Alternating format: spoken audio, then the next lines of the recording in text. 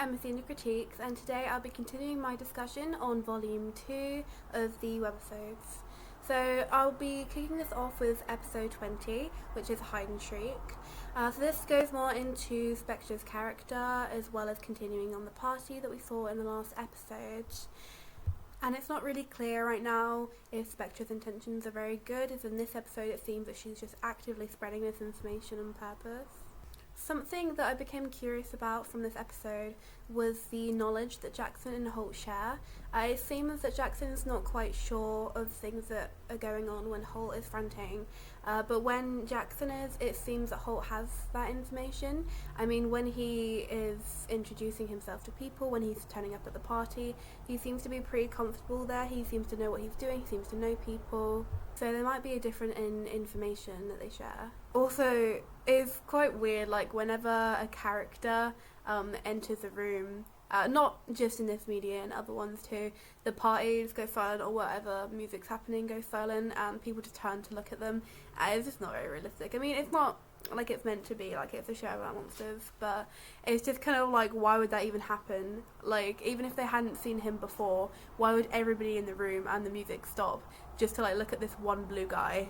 Also, when Claude says to Dracula that he's going to go and brush his teeth so that she can dance with him after eating all of that meat, like, where is he going to brush his teeth? Like, it's Cleo's house. Like, did he bring his toothbrush with him knowing that this was going to happen? Also, in this episode, we're finally introduced to Nephra. I have to say, even though I really don't like her character, I love her character design. She looks amazing, especially the doll of her. There are a few, but my particular favourite is the Bjork doll. The colour scheme of the green and the black and the gold is just everything. Also, in the end, Cleo doesn't get in trouble with her dad, but rather Nephra decides to keep her secret in return to, like, Cleo doing basically her bidding for the summer. And it's like, surely at that point it would be less annoying to get in trouble with your dad, like maybe being grounded for like a few weeks, than having your social life being ruined by your sister. So the next episode is episode 21, Daydream of the Dead. And I've never really understood this whole idea of being grounded. Like, your parents say, oh, you can't go out, you can't do this thing. And then the kid is like, guess I can't do the thing. There's no possible way for me to do this thing. Yeah, there is. Just don't. Just go. Like, I didn't really understand. They seem to think like, oh, like my parents have said I can't do this thing, which means I physically can't. Like, no, you can just leave. Like, if you want to go to your Comic-Con thing, you just go. They're not going to really do anything, especially because they are not like living with Julia, it doesn't seem, or like, you know, she spends most of her time at the school, so like they wouldn't really be around to enforce everything. And I'm sure Julia wouldn't even mind like being grounded or anything, because then she would just like chill out, cause at least she would have got to go to the Comic-Con, or Necrocon as they call it. Also, Julia is such a good girl. Like, she's really nice and she does all of her work. Like, she's super smart, and her parents are like, oh no, you can't go to Comic-Con even though you really desperately want to. Like, why would they not allow her to do so? And even if they don't allow her, like, just go, babe. Like, there could be worse things that you could be doing. Like, at the end of the day, like, are you going to be so annoyed at your child for going to Comic-Con when they have, like, no behavioural difficulties outside of that one incident? Just go for it. Also, it's not like they would even necessarily have to know. Like, she could have just gone and then not told them. She's spending the day at Monster High, so she could be anywhere. Also, with all of the amulets that Cleo possesses, I'm sure she could have done something, either to change her parents' minds or to get her there. I really enjoyed the dream scene in this episode. The Shadow Poacher, I think the antagonist's name. I love his like design and his voice. It's everything. He actually reminds me a lot of Matt Berry. So in the end, Cleo was really sweet and she managed to get Julia the comic, which was awesome. It's a nice scene to show her like development and her becoming a better friend towards the ghouls. Although I was just wondering, like in general, like this episode is like based at the Monster High campus, so if it's supposed to be the summer, why are they all still hanging out there? In episode 22, Nephra again, it's really weird how they just allow Nephra to take their shopping. Like, the Cleo's friends, Dracula and Claudine and Frankie are like, oh yeah, no, my friend's sister is just going to take my shopping, which I've paid for out of my own money or my parents' money, and yeah, I'm just gonna let that happen. And then Cleo also just lets it happen. Like, I know she has to serve Nefra for the summer because of that one party that she threw. But like at a certain point, put your foot down. Like, this is your friend. This is your friend's stuff. I certainly wouldn't allow my friend's sister to just take my things. At Clear's position right now, I'd honestly just fess up to my dad about the party. Like, that's definitely better than that. Also, Toralei saying, oh, Nefra always knows about the latest trends and she's wearing them weeks before anyone else, as if she's not wearing the same damn outfit every time we see her. Also, for an adult who's left education that should have a job / something to do with their life, she seems to spend a lot of time making her younger sister, who's in high school's life, miserable. Which is actually pretty sad if you think about it. In episode 23, Back to School, we are introduced to Abby, my beloved.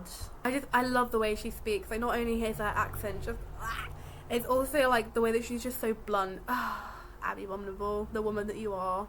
Her design as well. Don't. I'm actively searching for the G1 Abby doll, you know, in her like the regular outfit that she tends to wear a lot. Oh, it's amazing. One day I'll get it. I will.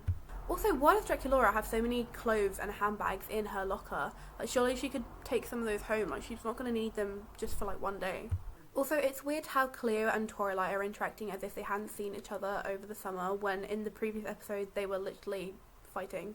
You know, they were talking to each other. They were both in the same shopping mall. And Toralei like, oh, I didn't get a summer because I was away at math camp. And it's like, first of all, you didn't actually have to go. You just didn't. And second, you were there. You saw these people yesterday. Why are you acting like, oh my god, I haven't seen you all summer? In episode 24, Abominable Impression, I thought it was actually a really good idea for Headmistress Bloodgood to have the bracelets that they wear so that they have to stay within a certain radius of each other. Yeah, like, if somebody's not getting on, that's a good little method, although I feel like that could have definitely gone wrong if it was some other characters, because, like, at a certain point, like, if you don't like someone, making them be by your side the entire day could definitely go much worse. Like, they could just bully each other all day. Also, since Frankie's limbs detached, surely if she really didn't want to hang out with Abby, she could just detach her hand and leave it with Abby for the entire day. I really like how Abby seems quite cold, no pun intended, on the outside, but she actually is so soft and sweet. You know, she just wants people to like her, but she will take nobody's BS.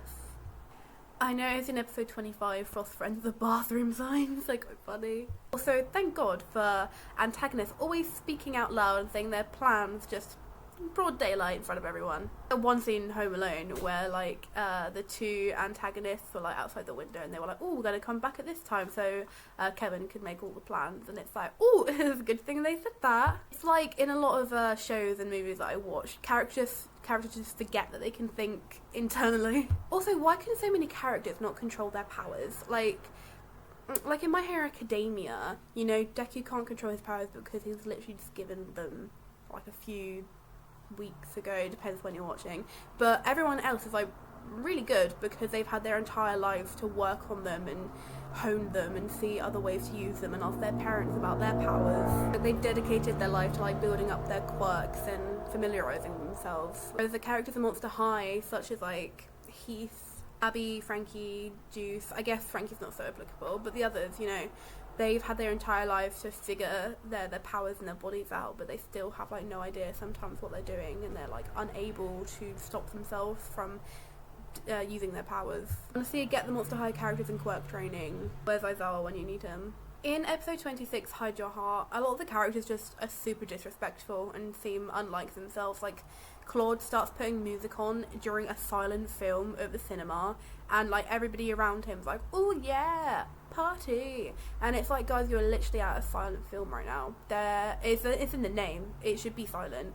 And they're so disrespectful as well. Like, the whole idea of them being there was just so that they could see how Frankie's date's going, but instead of helping her with the date or just observing in the background, they're like, oh, let's ruin it by ruining the film and then making her date partner uncomfortable.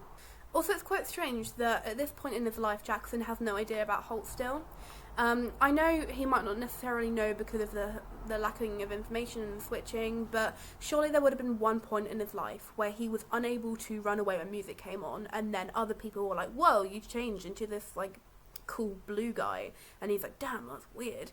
surely that would have happened at some point. Did they not have a music class at school or what? God, silent Christmas holidays, that's kind of sad. It's actually like really sad though for Jackson, because I feel like he'd be really into sort of like jazz or like some indie bands, you know, classical music. I know he's not going to get any of that. Maybe there would be a way at some point in his life that he could stop having music as a trigger. Why is music the trigger? It's a bit random, like the whole Hyde and Jekyll thing. Why would it be music? It doesn't seem like I guess Monster High just wanted to make it like a staple and set it aside from the original tale and have something that's convenient for them to use in the plot, but still. I've been noticing how much I say like, by the way. Oh, sorry. In episode 27, Ghostly Gossip, we finally have a proper introduction to Spectra Vondergeist, there we go. It's weird how nobody seems to know Spectra, you know? She's like a student there, right? And surely she must go to some classes, or is she literally just chilling in the walls 24/7 and she just doesn't go to any of the lectures? How long has she been there anyway? I know she obviously went to that ghost school. Hold on. That was it, Haunted High. So she must have been there for quite a while, just kind of chilling, and nobody's really thought like, oh, who's that purple-haired girl that kind of floats around? If I were a ghost, I can think of some better places to haunt. Also, I'm not sure if I mentioned this in a different video, but so Spectra's a ghost, right? Her whole thing, like she's a monster because she's a ghost. So when Draculaura, Claudine die, won't they then be ghosts?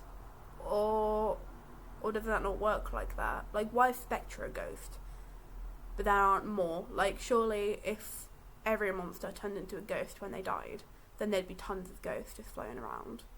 And was Spectra a monster before being a ghost? But then surely that'd be mentioned. So could you not be a monster and a ghost? So she was a normie before being a ghost? But even still, if she was a normie that then became a ghost, then why is she the Monster High? You know? Weird. Also kind of splitting hairs, but I wouldn't really say a ghost is necessarily a monster. Like, it's not a monster or a normie, it's a ghost. So is she just gonna be ghost ever? That's kind of boring. Also, if Hoodoo is a student at Monster High now, I'm surprised Frankie didn't depower him. So, yeah, I mean, I guess so, because they're allowing Frankie to study there, and she was made, like, you know, engineered by some people. So I guess because she engineered someone, they're like, oh yeah, no, another student. We finally figure out in this episode that Spectra isn't being like a massive bee for no reason. She's just lazy. She doesn't want to get the full story. She's like, oh, I need a big move. I need to put something interesting in my blog. So let's just pull this out of thin air, and like, even if it's not contextually bound, it's alright, you know, it will make the headlines. It seems quite lonely as well. I guess it would be quite lonely being a ghost. But yeah, I don't know. It seems like she kind of like purposely puts herself on the outskirts for no reason. Maybe go to some classes and make some friends, girly pops. I don't know. In episode 28, Hysteria, we're introduced to Operetta. I have a kind of love-hate relationship with Operetta. She can be very cool, you know, like she's a strong, independent woman. I love her voice. It's very interesting. I love her like facial design. Her hair's awesome. Even her clothes, I love like the kind of piano belt thing she's got going on there. I love how she kind of just struts around the catacombs and knows where everything is. She's a really interesting character. It's just sometimes she can be kind of grating. It's not all the time, it's just sometimes I'm like, okay, we get it, you know. Saying that, I really loved playing her character in the Skulltimate Roller Maze game. She was great, you know, that whole voice thing she does, peak. Oh my god, as I've been recording this video, I've just had a Sugar Rush ride in my head all the time. By TXT. Also, I know Cleo's dramatic in nature, but why has she got to just start blindly accusing people of things in public? You just have a conversation with someone, alright? You don't have to just dramatically announce that your boyfriend is cheating on you. Surely you'd want to keep that under wraps. Pun intended. Also, when Juice is explaining the whole pet statue thing, he's like, oh, I couldn't control my powers when I was a boy, but you can now. Can you Deuce? Also, how do they just know that the stoning is supposed to wear off on a anniversary? You know, he's just like, oh yeah, it's going to happen like one of these years. But how do you know that? Who told you that? Is there a guidebook? Weird how Juice apologised as well, but Cleo definitely should have. Like, she just didn't say anything. She was kind of like, oh yeah, that's what happened then, alright. But she didn't say like, oh yeah, I'm sorry for like accusing you in public and like making you look really bad in front of people. In episode 29, Phantom of the Opera, I was just wondering how Holt is still in his blue boy form, and talking to Frankie without listening to any music. Surely he would need it to be on the entire time. I mean, that's kind of the premise. I guess his headphones are around his neck so he could possibly be hearing a little bit of the music. In episode 30, the Bermuda Love Triangle, why is all water so grey all the time? It just looks gross. You know, surely for a place that's like Monster High and it's like bright and it's cool and it's different and it's dark, you know, they'd want something that look prettier. Like, why does the water even have to be blue? Why does it have to be grey? Why can't it just be like a neon green or something like that? Also, I can definitely see how Holt's voice and character can be annoying, but I'm just so here for that energy, like, yes king. Frankie bringing up the Jackson and Holt dilemma to Laguna was such a bad idea. You knew that she was having boy troubles, like her boyfriend was taken away from her and sent to a different school because his parents don't like her, like her or him being with her, and you're like, yeah, I'm gonna go over to her, Laguna, who's having all these troubles and she can't be with the guy that she likes, and I'm gonna complain about liking two guys and two guys wanting to date me. Oh, that sounds like a great idea. And then I'm actually gonna get hurt, gonna get offended when she says, I actually don't care about that. Yeah, Frankie, yeah, I wonder why. Oh, why is Cleo always so hyperbolic? Instead of jumping to conclusions, just talk to your boyfriend for once, please, darling. In episode 31, Here Comes Treble, love the name by the way. Cleo listens to that song that was written for her for like 2 seconds before realising that it was for her, and she's like, oh, thanks so much. You haven't even really listened to it. If, like, it doesn't make any sense unless the only 2 seconds that she listened to were just going, Cleo. Actually, it's Operetta that was singing it, but you get the point. Like, what on earth did she hear in it that she's like, oh, this is for me? They seem to do that a lot in like shows and movies where they're like, they just listen to a thing for a few seconds and then they're like, oh yeah, I get the whole idea, like I know what this is about immediately. So I really like the scene where the skeleton man's jaw literally dropped off at the transformation of Jackson to Holt. A whole new meaning to jaw drop. In episode 32, Dueling Personality, like I said like earlier in different videos, it's very strange how they say that Holt is like part normie, Jackson's part normie. Actually, they say that Holt's part normie in this, but they also have previously said that Jackson's just a normie, and it's like, well, no, because the whole idea is that they're a monster because they're Hyde and Jekyll. That one entity is them being a monster, so they're not half anything. Also, surely his parents could have warned him, you know, like, their monster ancestry, like, came from somewhere, you know, like, Heath, he has his fire powers because presumably his parents did, and Draculaura is a vampire because her dad is, you know, adoptive, but still. Claudine's a wolf because her parents are, you know, so if Jackson is a Jekyll and Hyde, surely that must be because his parents or their parents were, you know. Maybe somebody could have warned him about this, somebody could have explained a little bit, but no. So in that case, if that's not what happened and his parents weren't Jekyll Hyde, then where did it come from? Is he literally the original monster right now? So if they didn't actually know what his condition was, then why did they send him to a Monster High? Surely they would have known that he was a monster, otherwise they would have sent him to a normie school. Unless they wanted him to figure it out for himself, but at what cost? To be honest, personally, I'd kind of love to date the Jackson Holt combo. It seems like you'd get everything fun out of that. Well, actually reminds me so much of this OC that I wrote for my My Hero Academia fanfiction when I was in 6th form, and I love it so much. Also, like, I wasn't the biggest Frankie fan at a point in time, being all of the time, but like in these rewatches I've becoming appreciative of her, and I've got to say that she really handled that issue well. Like, she was able to communicate with both of the guys and like give them an effective way to communicate with each other as well. Able to put her foot down and kind of explain what they all needed in that situation. Yeah, it's like another reason why I just love her with the guys. I just think they're a great match. So also, for now being the theatre leading coach, it's just so incredibly random. I know they needed to have like an antagonist here and they needed a plot point, but it's just like she was a model, like a world famous model, and now Headmistress Bloodgood is like, oh yes, we're going to let this ex-student who is a really bad person and she's probably never been nice to a single person in her life, we're going to let her be the coach of this team that her sister is on. Nefra literally lost her job because of her bad attitude. Like, she's renowned for that stuff, and the headmistress is like, yeah, no, perfect, she's a great coach. We're not going to keep the one that we already have, no. Also just really weird that like Egyptian royalty such as Nefra Denial is just coming to high school to teach fear leading. Probably her dad would look down upon something like that. In episode 33, Nefra Moore, Headmistress Blugger seems to really like Nefra for like no apparent reason. And it's like, why wouldn't the girls just take a video of everything that Nefra has been doing and how she's been treating them, and then show it to Headmistress Blugger and be like, yeah, she's a really bad coach, get rid of her. So how on earth was Nefra allowed to get rid of everyone from the fear leading squad and replace them with Toralei and the Werecats? You know, it just seems like the Cleo and that are the only reason why the team's going to nationals. If Headmistress Blugger wanted them to succeed and brought in a coach to help Cleo and her squad achieve, then she wouldn't let the coach get rid of that team. It seems completely counterintuitive. Productive? I don't know. Episode 34, Rising from the Dead. Claude always acting. Also, why are Gulia and Laguna just kind of standing always in the background? They're just kind of standing around like, yeah. Their names are actually quite similar as well. They're just like such background characters, you know. They're such BG character coded.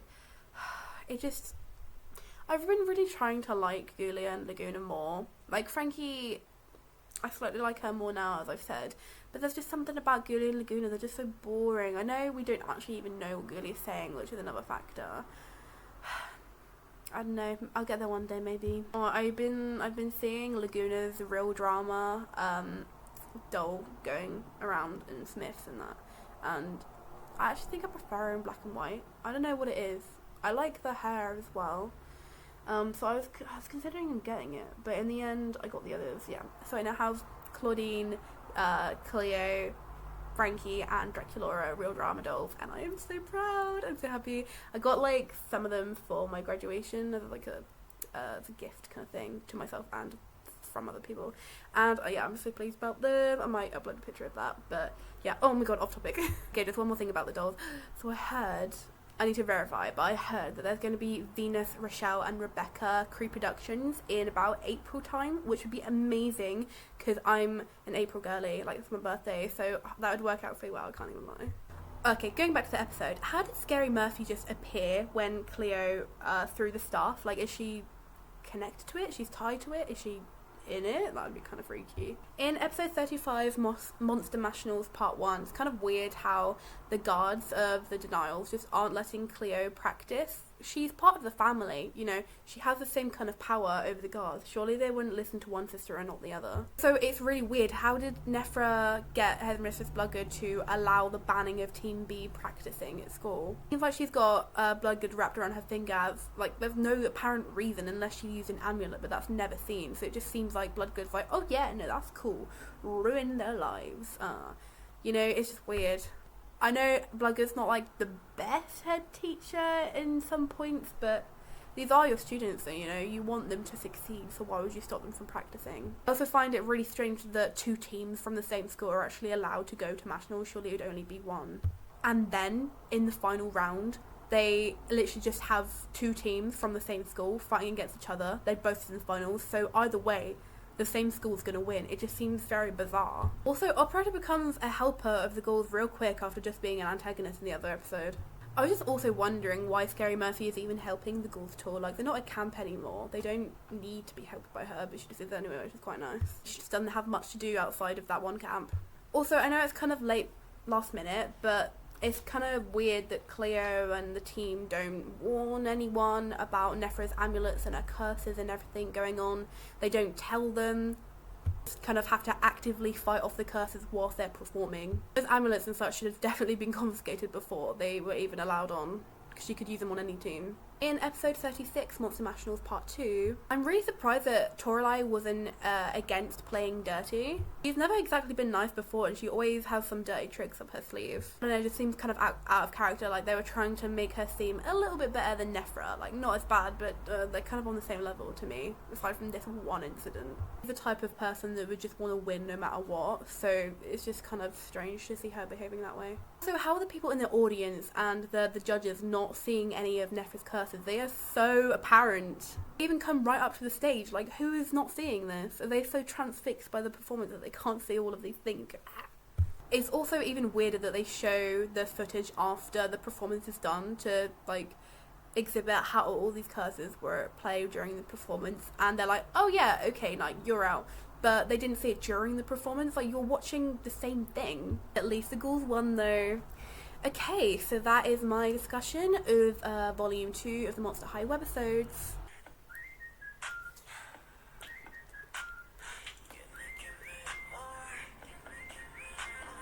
I'll be continuing and giving you more on my next discussion, so stay tuned. I will be back with not only more Monster High content, but I'm also considering moving on to Ever After High and Wink Club at some point, so that'll be interesting. Okay, and I will see you guys soon. Bye!